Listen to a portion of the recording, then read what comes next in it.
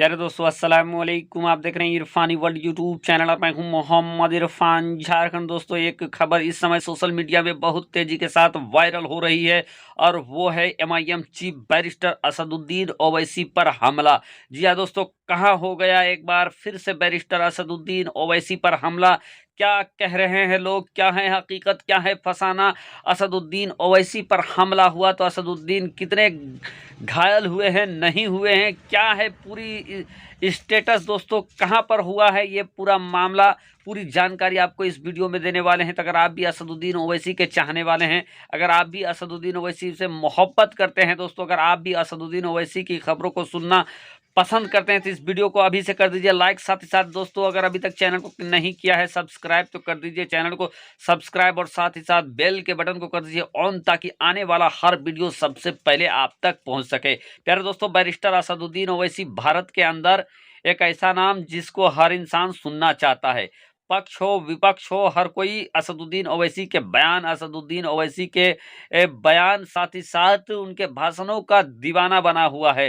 चाहे पक्ष वाला हो चाहे विपक्ष वाला है, हर कोई उनकी बातों को सुनता है। सदन में, खेत में, खलिहान में, मैदान में, जहां भी बैरिस्टर असदुद्दीन ओवैसी बोले दोस्तों, लोगों की एक लंबी चौड़ी कतार आ जाती है असदुद्दीन ओवैसी के बयान को सुनने के लिए।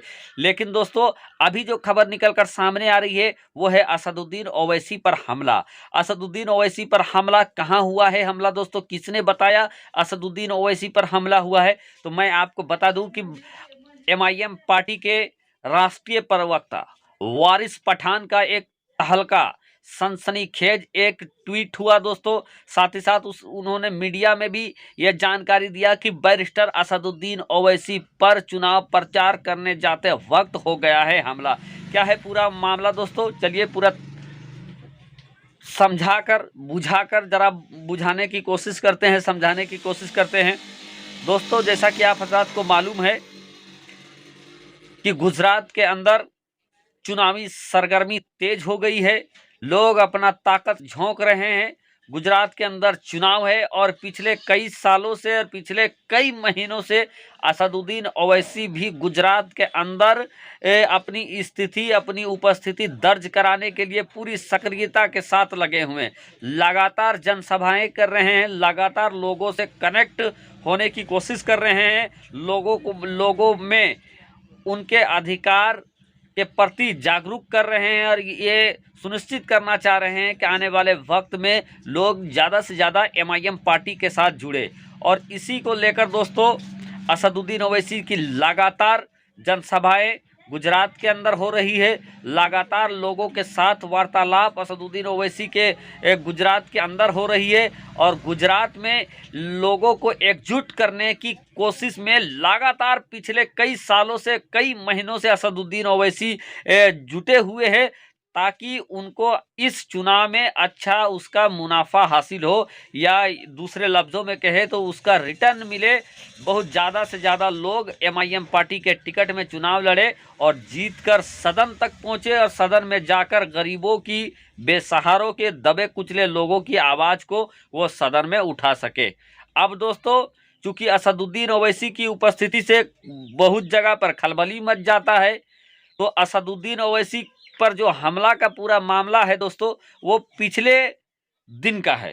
पिछले दिन असदुद्दीन ओवैसी वंदे एक्सप्रेस से, या कह लीजिए दोस्तों कि उसको बुलेट ट्रेन भी कह लीजिए, हाई स्पीड ट्रेन है, उस ट्रेन से यात्रा करके अपने दूसरी जगह पर इसी काम में, यानी जनसभा, लोगों को समझाने बुझाने, माहौल बनाने के काम में असदुद्दीन ओवैसी चुनाव प्रचार में जा रहे थे। वंदे एक्सप्रेस में वो मौजूद थे दोस्तों। गाड़ी बहुत तेजी के साथ, तूफान के रफ्तार के साथ आगे बढ़ती जा रही थी कि अचानक से बैरिस्टर असदुद्दीन ओवैसी जिस बोगी पर बैठे हुए थे उस बोगी पर एक के बाद एक, यानी एक के बाद दिगरे दो पत्थर चलते हैं, ढाए ढाए टन टन दो पत्थर चलते हैं और असदुद्दीन ओवैसी की जो सामने वाली जो खिड़की थी वो खिड़की के शीशे फूट जाते हैं। अब दोस्तों इस चीज़ की जानकारी वारिस पठान ने ट्विटर के जरिए, फोटो के जरिए दिया है, साथ ही साथ उन्होंने बयान जारी करके दिया है। और ये दावा किया कि असदुद्दीन ओवैसी के ऊपर हमला हुआ है, पत्थर उनके ऊपर एक तरीके से पथरा हुआ है। जब ये खबर सामने आई दोस्तों, मीडिया में ये खबर आई तो कोहराम मच गया, तहलका मच गया और सभी लोगों ने इस बात की निंदा करने लगी, साथ ही साथ इसका निष्पक्ष जांच की मांग करने लगा। रेलवे विभाग भी हरकत में आती है। रेलवे विभाग हरकत में आने के बाद दोस्तों रेलवे के जानिब से भी बयान जारी किए गए हैं। रेलवे ने अपने जानिब से ये कहा कि जिस जगह पर यह घटना हुई है उस जगह पर कंस्ट्रक्शन का काम हो रहा था और कंस्ट्रक्शन के काम होने की वजह से चूंकि रेल बहुत हाई स्पीड में था, काफ़ी तेज गति से था और इसी तेज गति के कारण अपने आप वहां से दो पत्थर उछलते हैं और उछलने के बाद शीशे को लगते हैं। अब रेलवे विभाग को कैसे पता चला? क्या कोई लोग उस जगह पर खड़ा थे जिन्होंने ये देखा कि अपने से उछला है? ये रेलवे विभाग ही बताएंगे, लेकिन रेलवे का कहना है कि ट्रेन के हाई स्पीड होने की वजह से दो पत्थर उछलकर शीशा में लगा और शीशा फूट गया। रेलवे का दावा है कि अपने आप पत्थर हवा में उछला, ट्रेन से टकराया। इधर दोस्तों MIM पार्टी का दावा है कि नहीं, उनके चीफ असदुद्दीन ओवैसी पर पथरा हुआ है। हकीकत क्या है, फसाना क्या है दोस्तों, और इसका कितना नुकसान दूसरी पार्टियों को होगा, कितना फायदा असदुद्दीन ओवैसी के पार्टी को होगा, ये आने वाले वक्त में पता चल जाएगा। लेकिन इस समय दोस्तों ये मामला काफ़ी तेजी के साथ सोशल मीडिया में वायरल हो रहा है। ये पूरी स्थिति इस समय गर्म है दोस्तों, चूँकि असदुद्दीन ओवैसी पर हमला या किसी भी इंसान पर हमला, इसको एक संवैधानिक मुल्क में सही नहीं कहा जा सकता है। और चूँकि दोस्तों भारत एक संवैधानिक प्रजातांत्रिक डेमोक्रेसी मुल्क है और यहाँ का जो निजाम है वो आइन से चलता है और हमारा आइन भारत के हर एक नागरिक को ये अधिकार देता है, ये राइट्स देता है कि वो कहीं भी चुनाव लड़े, साथ ही साथ वो कहीं भी अपनी पार्टी के विस्तार के लिए चुनाव प्रचार वगैरह कर सके। तो दोस्तों ये वीडियो और असदुद्दीन ओवैसी पर हमले की खबर क्या आपने पहले सुनी है,